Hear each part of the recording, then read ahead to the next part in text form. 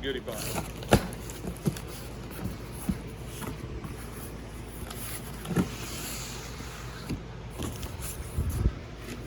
First thing, we got some paperwork here. Cool.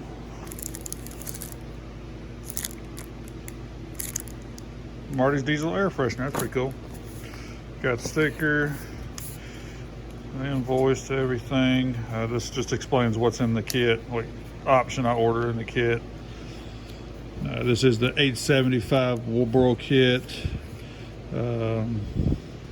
It's got the outside frame rail top with the long cat filters. Invoice is saying it's paid.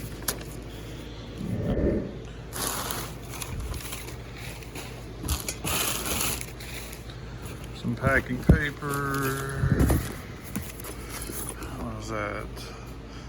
Fuel valve, the regulator.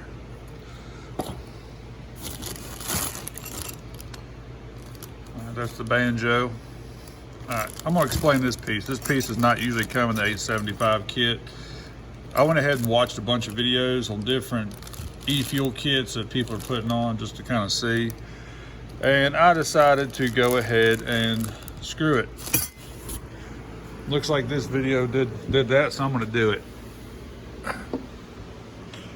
There it is.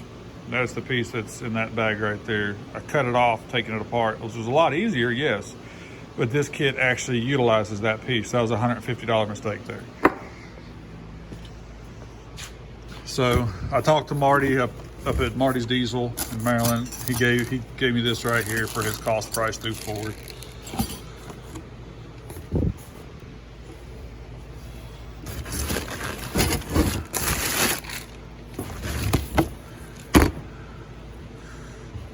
This is the push lock line here. I believe it's 3/8.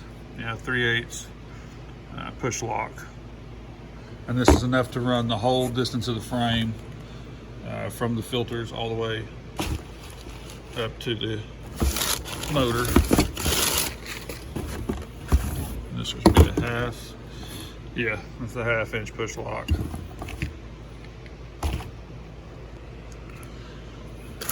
All right, here's the beast.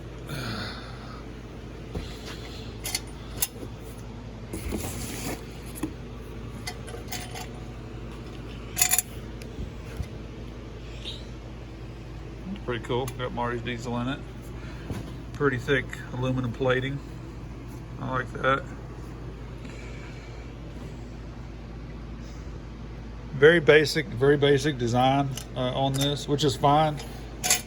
You know, you get too fancy, then you get into stuff that is a pain in the ass to fix. This does have adjustable slots on it here, so you can move the fuel pump with the filters up or down depending on how much you kind of want showing. Some people like the filters showing, some people don't. I'm gonna try to tuck mine as high up in there as I can. This is the wiring harness. This is enough wire to go up to the wiring kit that's provided with it as well.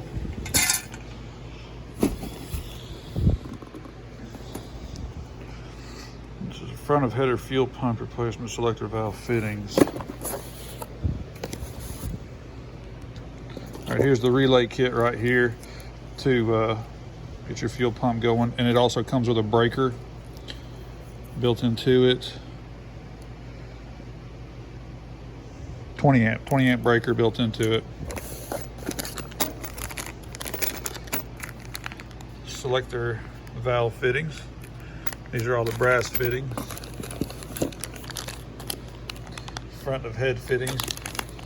There's an option too with this one here that you can use your original lines coming off the front of the head, so you don't have to tap into your head or pull it all apart, pull your alternator stuff off. I'm going to use that option for now. Later on, when I go ahead and maybe upgrade the turbo, I might go ahead and run a bigger line, but as right now, I'm just going to run a 1/4 inch system. So it's pretty much going to be the factory kind of system. This is just a bag of little extra fittings if you strip one. It's got some extra electrical connectors in it, some extra screws, a couple extra of the AN fittings. All these look like they're heat shrinks. There's some nice electrical fittings there. and fuel pump replacement. So this is the block right here that line goes into. So there's your banjo. That's where the big banjo bolt goes. And oh hell, it does come with, I didn't notice that. Well, I just ordered a set of those online too, so that was $15 I wasted. I guess I should have waited to open this before I ordered it, huh? It's my fault. All right, let's see the fuel lab. Should be the regulator. Paperwork. All right, it's got a Summit fuel pressure 0 to 100. I believe this is a liquid that you can put on here if you don't want to run a gauge, and if you're not running gauge pot or anything like that. Let's see. Yep, it is liquid filled. And this will go into the regulator. So I'm not mistaken, I believe it goes in this front port. It does say in the instructions. And the top right here will be an adjustment fuel to adjust your fuel pressure. And then you have your feed lines to your motor and your return. Feed line in, it should be feed line in, return, into the motor.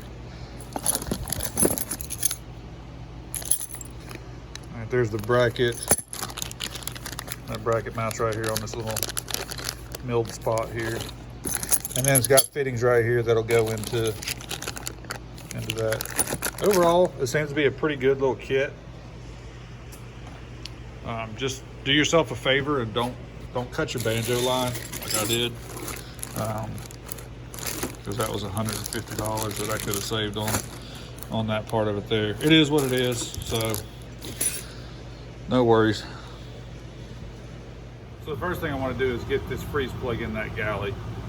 I don't want any trash to try to fall in there. We're going to be moving stuff around in there a lot, and I want to just get that sealed up. Once that's sealed up, I'm good. Nothing can get into the inside of my engine. So we're going to go ahead and pop that in. It's going to be a 7/8 Dorman freeze plug. I'm going to put a little bit of red Loctite around it, pop it in with 11, 12 millimeter socket, something I can fit in there kind of good and move around, and then that'll be done. All right, so here's what we're working with. There's a freeze plug right there where I'm putting the freeze plug. It's just got a little silicone piece in it right now. While I was waiting on the fuel pump, I'm going to go ahead and clean up around the area really good, and then get this freeze plug in there.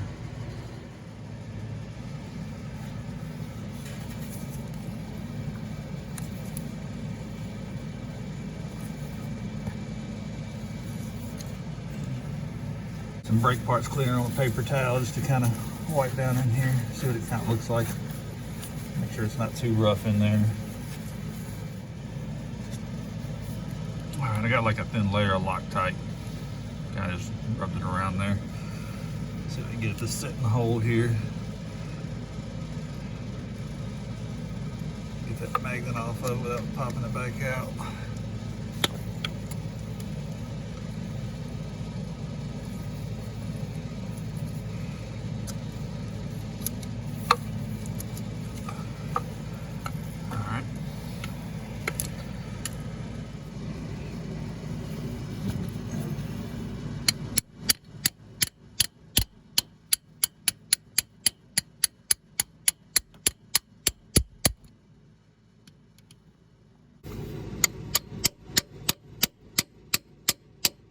Make sure you kind of go around it as you're dropping it in to make sure it's pretty even.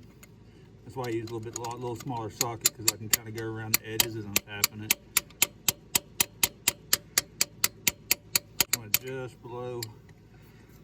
Just below that little lip there.